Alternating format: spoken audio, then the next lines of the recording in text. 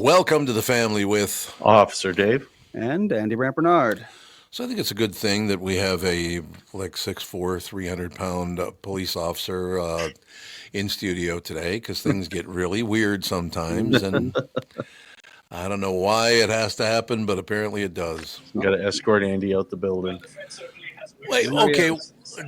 Didn't you get the message, Officer Dave? You got Josh, you got Andy, you got me. We're all dressed in blue, Yep. and there you are wearing a black shirt. Yeah, exactly.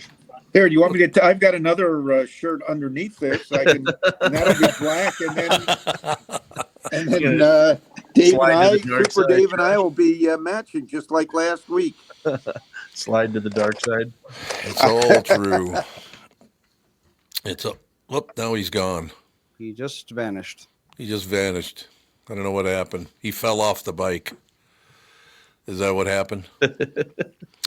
All right. Well, let's just keep schmoozing. Boy, it's been quite the show so far. I'll tell you that. Eventually. There he is again. There it's coming. There he is. Okay, there you go.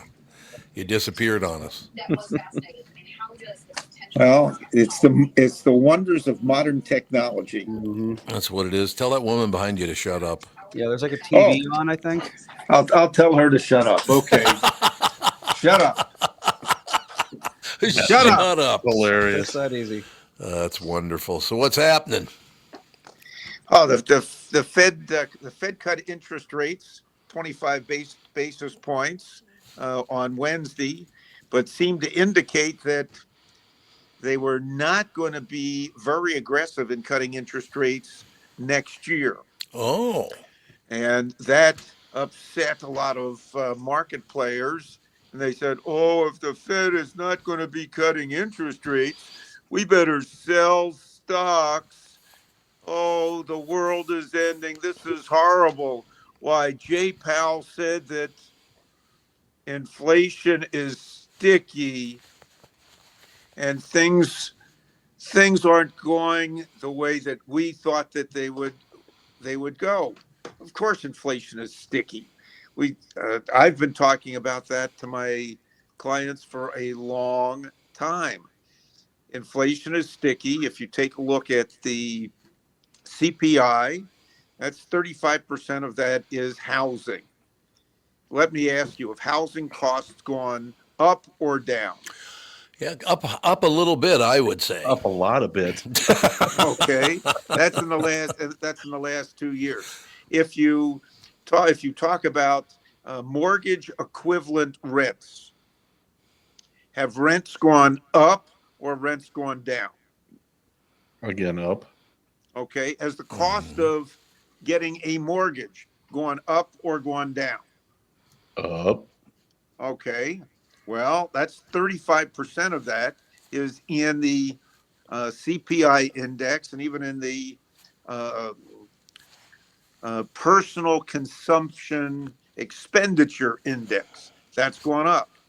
Have your insurance costs for homeowners, or we'll say property and casualty, health insurance, have they gone up or down?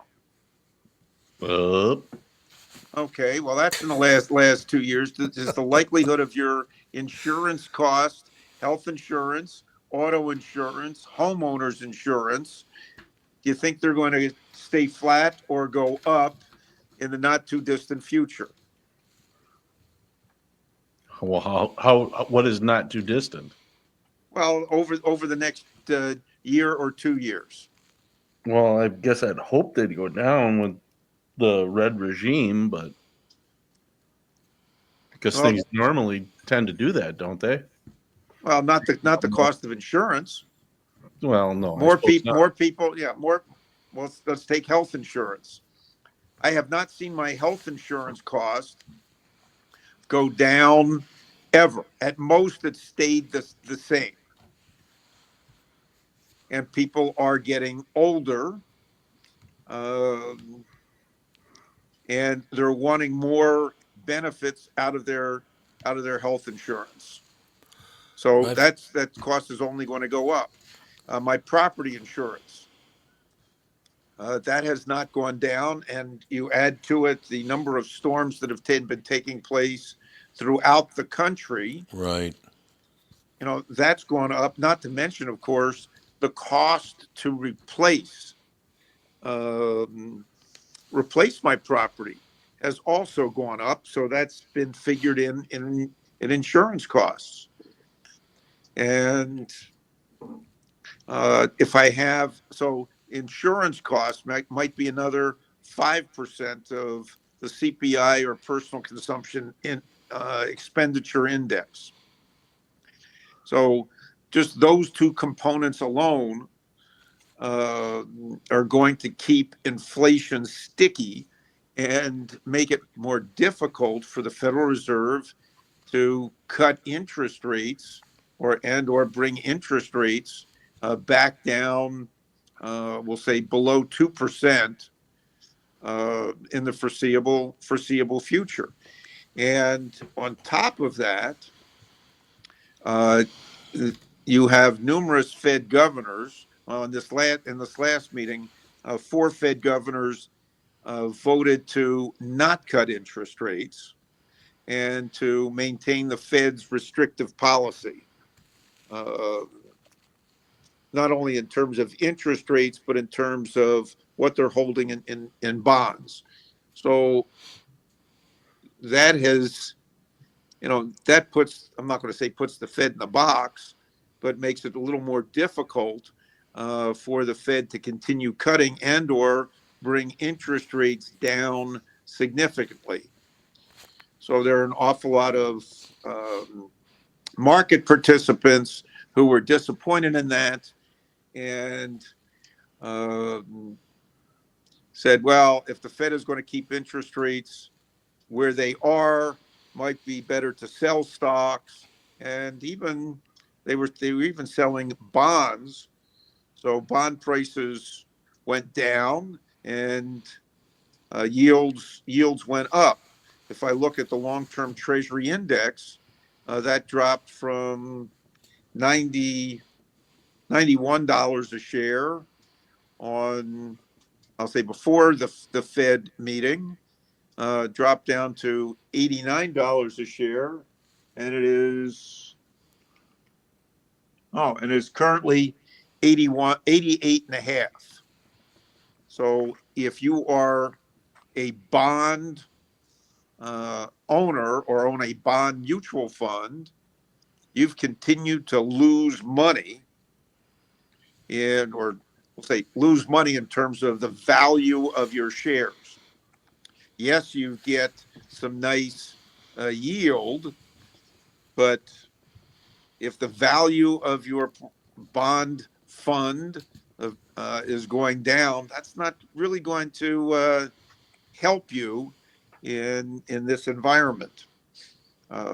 Which is one of the reasons that I prefer investing in stocks, even though the stocks can be pretty volatile, as witnessed on Wednesday with the Dow down 1,100 Dow points, Nasdaq down, and an awful lot of selling taking place.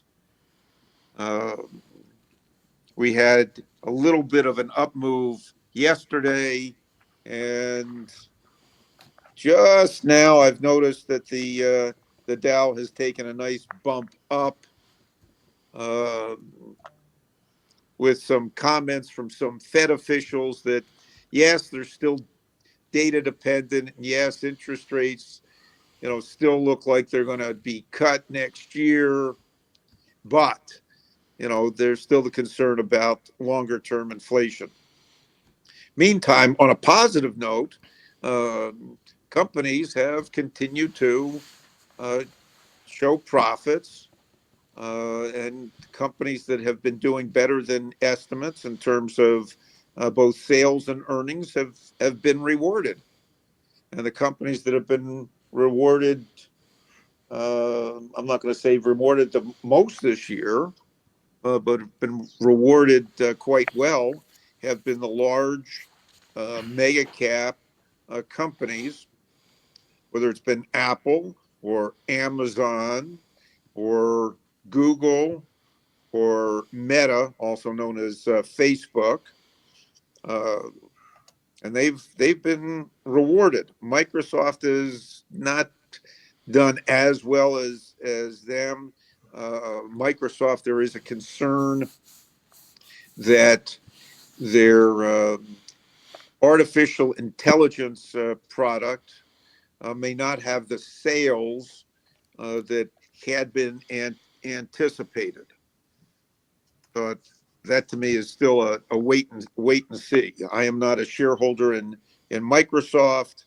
I'd sooner own, which I do, Apple and Amazon. I think they offer much better uh, appreciation potential, and on a price to sales basis, they're a lot cheaper than Microsoft.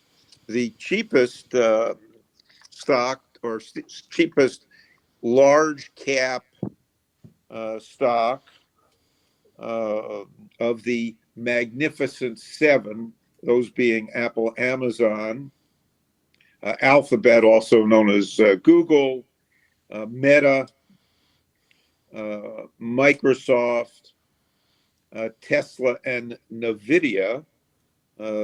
Google is the cheapest on a price to sales basis, and they've had a very strong run and may continue to move up despite uh, called government intervention. But we'll have to see if the government intervention continues under the new administration. So those are some things that are going on. Um, then we can look at, and I've got my little list of things to talk about here.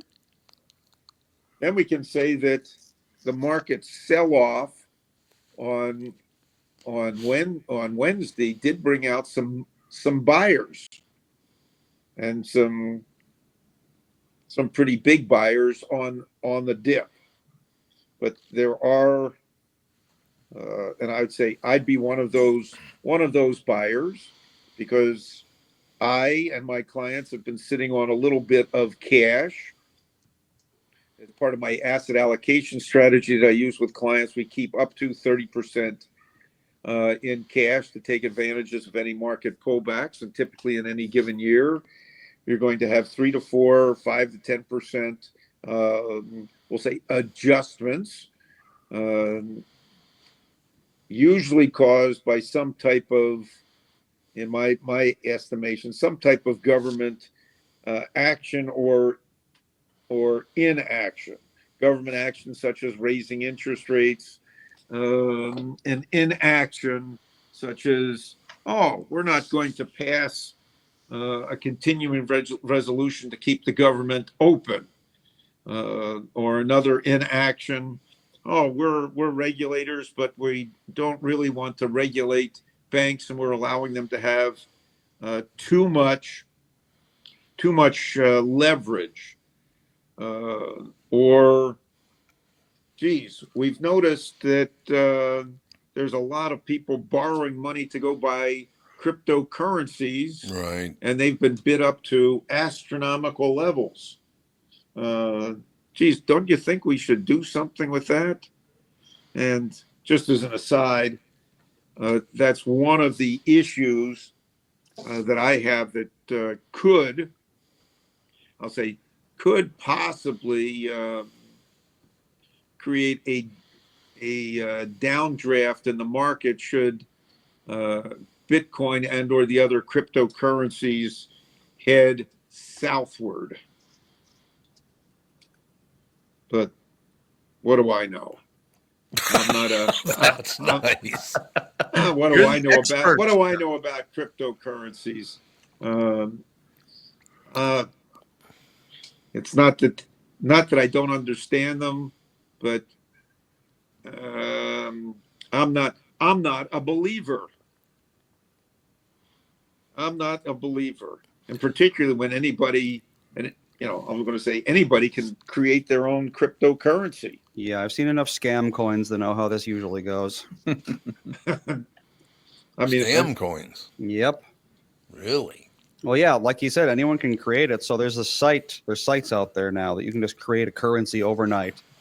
So what people do is they create this currency, a bunch of people speculate on it, they all buy it, and then you sell what you have, and it drops in value, and everyone loses money but you. And that's the scam. And it's Oh my happened God. many, many times. It hasn't happened to Bitcoin, but I mean, the people who created Bitcoin, it is known that they have many, many hundreds of thousands, if not millions, of Bitcoins in their possession. So all they would have to do is sell all that off, and there goes the coin. Yeah. So I don't really trust any of that. oh my goodness, here's you're a young person. You're supposed to trust Bitcoin and Yeah. those cryptocurrencies, Andy. It's for people like me, older people who are usually skeptical about that. You, as a young person, you should be jumping up and down and thinking this is great. But I'm Yeah, no, glad to hear that you are skeptical it's of a little this. too decentralized for my liking. Well, that is good. That is good in my estimation. I mean, I've seen companies going out and saying, I mean, there is a company that's been putting a lot of money into Bitcoin, and their CEO has said any day is a good day to buy Bitcoin. And his company, I think their stock moves up and down with Bitcoin. Not Yeah. to mention some of the other fast moving stocks that will act as traders for Bitcoin, such as Coinbase and Robinhood. So their stocks, when Bitcoin sold off the last few days, their stocks really took a hit. But again, I'm not a Bitcoin buyer. No. I'd probably be a Bitcoin seller. I'll say on the other hand, 47 wants to do some stuff with Bitcoin. And I'll say there are people like the CEO of this particular company known as MicroStrategy and a fund manager from the ARC mutual funds, Kathy Wood, both think that Bitcoin is, and I'm sure there are other strategists that believe that Bitcoin is going to go from 100,000 to $1 million. Right. And they'll cite the limited availability of the number of Bitcoin. But the other stuff, boy, there's a lot of them and more coming. So I have a question for you guys. Hopping on social media, doesn't matter where you go and all the rest of it. I have never, ever seen people so hateful and angry and finger pointing hideous as they are right now. I mean, my God, whatever happens to the world, it's not my fault. It's your fault because of the way you voted. And it didn't matter which side, by the way. Didn't matter which side you voted for, because the way you voted, you've destroyed the world, and you need to be held accountable for that. I mean, I don't think I've ever seen people this pissed off in my life. Is that because of social media? I think so. Yeah. I really do. Everybody's a keyboard warrior, Yep. and I can voice my opinion, and there's no repercussions. Yeah, there should be. And, Yeah. and if you want to take these extreme positions and lie to people, you should be punished for that. But AI doesn't do that, does it? I don't know if they're intentionally doing or if they're just that damn dumb, Tom. Well, there is the possibility Yeah, that they sure could be is. that stupid.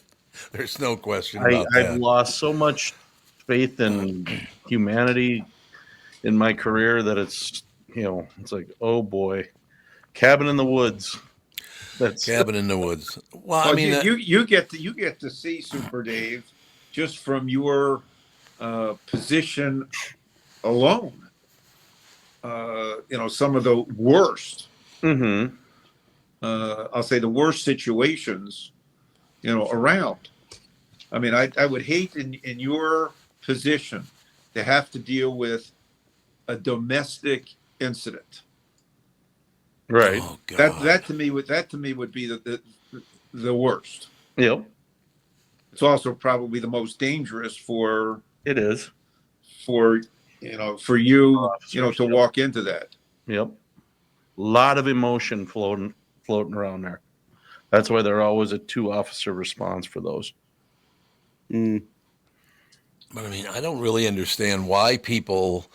You've had how many elections have there been in my life? I've never counted them, but I started paying attention because JFK won the presidency, and I grew up Catholic, so that was a very big deal in our house. I did some research as an 8 or 9 year old, something like that, and found out that their father was one of the filthiest human beings ever born. Yep. And going all the way back to that, like I said, 8, 9 year old boy, it was a big deal in my house because JFK was Catholic. So my mother just loved JFK, and I understand that. But Mm-hmm. you did any research at all, you realized they were, through their father, connected directly to the mafia. So I haven't been a big fan of politicians since that day. I got to be very honest with you. I just have not. Yep. There are some good politicians out there. We've had some good people in Minnesota, no question about it. But most of them are money grubbing, horrible human beings.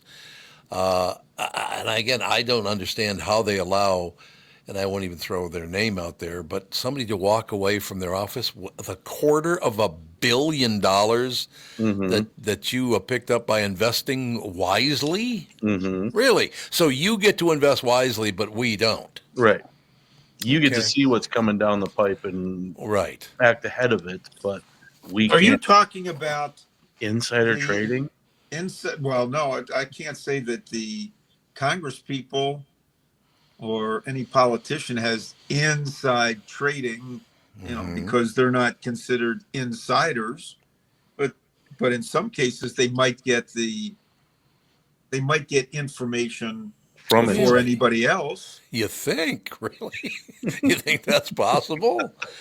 It's just $250 million. Yep. And we're sitting here trying to. You guys were talking about healthcare coverage a little earlier. Josh was talking about it a little earlier. I just received another little message from my insurance company. It's going up again, and you know why my insurance is going up again? You've Because lost weight. because You've lost weight. yeah, that's You've been right. fired. You've been That's exactly it. I should be fined for losing weight. No, it's because most people can't afford to pay for their insurance, so now I have to pay more, and so do you. Yeah. I understand that. That's, if you want to help people out, that's great and all the rest of it. But you already charge so incredibly much for health insurance. Look, I am certainly not going to support anybody that kills somebody on the street over health insurance. There's no question about that. But wait, maybe it's an oh, that's good to indicator. know. Yeah, well, it is good to know, isn't it? And look, I got nothing against anybody or all the rest of it, but maybe it is time to look at these people and go, look, you're making way too much money doing this. We can't afford this anymore. I don't want anybody killed or harmed, or that's not what I'm saying. But we do need to get this under control again, don't you think, Josh? Well, yes, but I'm not. If I look at some of the nonprofit Yeah. health companies, take a look at what their executives make. And how much do they make? Their salaries are pretty big. Pretty big. A nonprofit, really, in their salary. Pretty big. And, somebody talks about, insurance coverage being denied or delayed. Right. Uh, I had, I'll say, I had that happen. My wife, when she was alive, had that happen. Oh, really? And we did not have coverage from a for-profit company. So that's just one of those things. Now, in terms of you know of the for-profit health insurance companies, Mm-hmm. they are for profit, Right.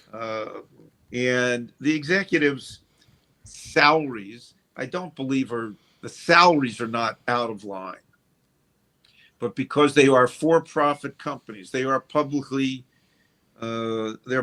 traded. The executives uh, do get compensation from stock options or some type of stock grants. And if the value of the stock goes up, they're going to make some money off of that. Mm-hmm. United Healthcare, which has numerous divisions, uh, which would include, the straight up health insurance, the Medicare insurance or Medicare Advantage plans that they sell. You have Optum, which provides software services to insurers. They have a acquisitions or merger and acquisitions department where they go out and acquire other insurance companies or healthcare related businesses. Uh, so yeah, they continue to grow. Their stock over time has done very well. It's one of many that have gone up without me. And United Health is, it's a Dow Jones component. Mm-hmm. Uh, so they're in business, to provide a service and also to make some money. Uh, you've got another. See, I don't know whether it's another large provider. You have I think it's Sanford Health Right. from. I'm not sure whether that's from North Dakota, Right. and they have been on an acquisition binge, including trying to buy the University of Minnesota's healthcare and or Fairview Southdale. Well, that merger I think that's been nixed. But you had Fairview Southdale at one point merged with the University of Minnesota, and now they want to unmerge. Really? Yeah, and they are two. There's two nonprofits, but they've obviously been making some money. How do you make money if you're a nonprofit? Well, that's the idea. How do you make some money? That's the You charge idea. you charge more for your services, Mm-hmm. and the idea is, you're going to your aim is not to make a profit, but in order to stay in business, you better be making some money. Right. So I don't I understand mean, how I you. mean, do you think the church is considered a nonprofit? Yeah, that's true. Never understood that one either. And the church, I'll say the church or churches, I don't think they pay any property taxes, Oh God. and they own an awful lot of property. Mm-hmm. Do you think that St. Paul, could not be running it? Well, I'll say the city, city of St. Paul, they probably could be generating some profits if they didn't spend so much money just by taxing religious properties. There's an awful lot of we'll say, religious properties that might be going untaxed in St. Paul, and I think more in St. Paul than in Minneapolis. Really? And why would that be more in St. Paul than in Minneapolis? There are a Why lot would more that happen? Catholics Yeah, a lot more. there are a lot more Yeah, Catholics in Irish St. Catholic Paul in than town. there are in Minneapolis, Well, and just they own blame it an all on the awful lot of property. Yeah, you do. They own a lot more property. Now, somebody could debate me, and I'd say, fine, just show me the numbers. I'm just doing this on site estimates that I have just from driving around Right. St. Paul. Well, I'm hoping somebody steps up and because like I said, grew up Roman Catholic. So there were not a lot of Protestants in my neighborhood. It was, like I said, a Jewish, black, and Catholic neighborhood. So not a lot of Protestants in there. But when you'd run across a Protestant guy, well, there was one guy didn't want any Catholic kids to walk on the sidewalk in front of his house. He literally, if you Wow. How did walked he it, know? I, How did he I, know? I have no idea. It must be what time they let him out of school or They had a something. bag of communion wafers with them. Yeah, probably. Eating Which Probably is a snack. sacrilege, by the way. But a friend of mine was walking down his sidewalk, and the guy saw him walk down the sidewalk, knew he's a nice Catholic boy, and he hollers out to a kid who's, I believe, in fourth or fifth grade at the time, "Get off my sidewalk, you dirty cat licker." Wow. Oh my goodness! Gee, thank you, sir. That's really great news. I wonder if he'd try that with me. Probably not. He might not call you a dirty cat licker. Maybe. Well, That's what I'm thinking. at what point? At what point in your life were you little? That 15 minutes I was in the hospital. That was it. Yeah. That was everything. That's So, understandable. so you were always the biggest kid on the block. Oh, I was So to speak. I was the fattest kid in my class from kindergarten up to about maybe my junior year in high school. You Really? actually suffered. Oh yeah. You got picked on a lot, Oh God, yes. and you probably got bullied a lot. Oh yeah. Did you really? Oh God, yes. Were It you wasn't always until tall? I was tall and fat. I was Thornton Mellon, tall and fat. There you go. But yeah, it was. And when I hit about my junior year is when I discovered where the weight room was and redistributed everything. So nobody picked on me my junior and senior year anymore. I bet they did not.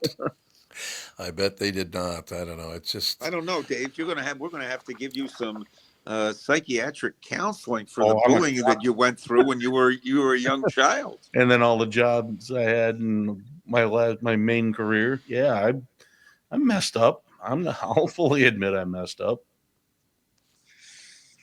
Wow. Wait a minute. How are you messed up? Oh, the things I've seen, Tom. The stuff. I suppose that is true. Yeah. Fortunately, I've never had to fire my weapon at anyone. Well, that's good. But That is good. there's still a lot of stuff you see and have to do that gets stuck in the back corner of your head, and that's where it stays. And every once in a while, you're like, "Whew, what the heck was that?" Did anybody ever shoot at you? No. Good. Glad to hear it. It's kind of hard for me to get out of the way, That would be a bitch for you to get out of the way. You're absolutely right about that. No question. All right, let's talk about, we only got about 10 minutes left in the show here, so let's talk a little bit about the holiday season and how if you go on social media, you'd never know it was a holiday season because everybody hates everybody else. My God, there's a lot of hatred on social media. Why do you continue to be on social media? Because I want to feel the pulse of the universe, and it ain't good. That's why. Just why don't you live in a very nice place? You want to get the pulse of the universe? I don't want them sneaking up behind me, Nobody's going to sneak up behind you. Just get in your boat, drive down the intercoastal, and look at all the great sights. You could get a lot of pulse of what's going on. I'd have to rent a boat, though. I don't have a boat, so I'd have to rent one. Okay, well, I'll tell you what. Why don't you drive down to here? Drive down to Fort Lauderdale, or maybe Okay. I'll ask my friend Brad Drake. He'll get his small cruiser. He'll come up the intercoastal from his place in Fort Lauderdale. Okay. He'll pick you up at our favorite restaurant, Okay. and then he'll take you back down the intercoastal, and he'll take you through all the little canals around Fort Lauderdale, and you can get the pulse of things. Or maybe he'll take you further down to Miami, Good. Yeah. and A little traffic there. there you can see a little bit, more of humanity. I could use some humanity. There's no question about it. I could use some. There's Or no. maybe there was I saw something. I think this was a replay last night before I went to bed. It was on one of the ESPN channels, 30 for 30, and it was about the University of Miami's football team during the Howard Schollenberger era and then the Jimmy Johnson era, when the University of Miami, known as the U, was, I'm not going to say dominating college football, but dominating college football. They did have a run there where they were pretty much unbeatable. And I mean, those kids were called all kinds of names. Yep. Convicts versus Catholics or whatever. Whatever Wasn't you want. that one of the games? Yeah, it was convicts. They played Notre Dame. Yep. Convicts versus Catholics, and I think they really took it to Notre Dame. And I think that happened on Jerry Faust's last game as a coach. Was it Really? Faust or was it Jimmy Johnson? No, Jimmy Johnson was coaching Miami. And Oh, they took it to Jerry Faust, who was coaching Notre Dame. okay. Oh, I got you. So there was a lot of stories about that. And speaking of college football, private equity guys are now looking to buy pieces of college athletic programs. That's what I hear. They're willing That's to pay not good. up to 51% of the value of the team. Now, just as just to show you how this has been working, private equity companies have been looking to buy pro sports teams, and I'll say one of my old hometown teams, the Philadelphia Eagles, sold a portion of their team to a private equity guy, and the price that the private equity firm paid for their portion of the Eagles would value the Eagles at $8.3 billion. Okay, which would make that franchise, I think, the third most valuable franchise, after I think the Dallas Cowboys, and who was I think LA. the Patriots might be second in value, and the Minnesota Vikings are kind of down there. I think at $3 or $4 billion in value. Way down the list at only 3 or 4 billion. Down the list. Now, the most valuable college athletic department is, wait for it, Ohio State Yeah, it doesn't University. surprise me. Doesn't surprise me at all. At $1.32 billion. Texas at $1.28 billion. Texas A&M $1.26 billion. The University of Michigan completes the Billionaires Club at 1.06 billion, followed by Alabama at 9.13. The University of Minnesota, Owes they're money. further down on the list. But it is, I'll say, but they are among the 75 most valuable athletic departments around. God, unbelievable. And I mean, there is a lot of money in college sports, and most of it is directed at football, not at basketball, Right. or at hockey. And I think those are the three sports that generate the most money for colleges. Football, basketball, ice hockey, Mm-hmm. and football generates typically about 75% of the revenues for athletic departments. There you have it, ladies and gentlemen. 1 minute left in the show. So, Josh, what are you going to do for the 2 weeks off, Pally?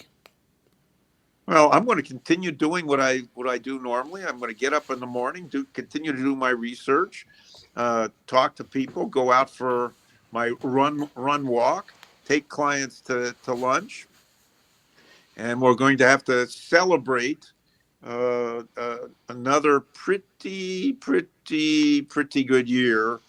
Good. I'll say for my clients' returns. Next year may not be as good, but next year definitely is going to be very interesting with a new administration. And I will have to wish everybody a Merry Christmas and a Happy New Year.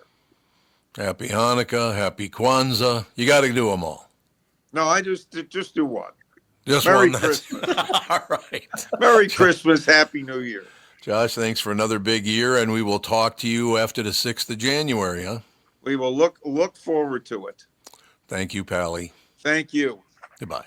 Bye. Josh Arnold, ladies and gentlemen. Officer Dave, Andy, any closing words? Merry Christmas, Tom. Say hi to Catherine, my love, and Merry Christmas, Happy New Year. Yeah, we'll see you on the 6th. Yes? Or somebody says we'll January see you on the 6th, flip side. The flip side, yes, we'll do that too. See you on the flip side. And Tom, look for some positives in humanity. You'll feel much better. Mm-hmm. I'm trying. I got to right now, though, today ask Officer Dave to stay with Andy for about 10 more minutes and walk down to the car with him after I cut a commercial. No if problem. That would be all right. No problem. I would appreciate that. All right, pal. Thank you. See ya. Bye.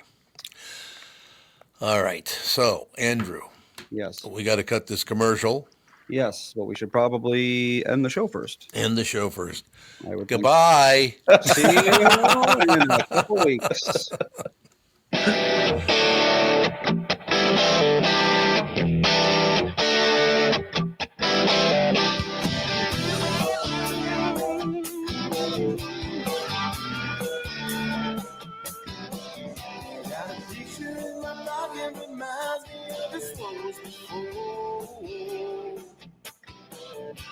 Every time I hear the same reminds me how you talking about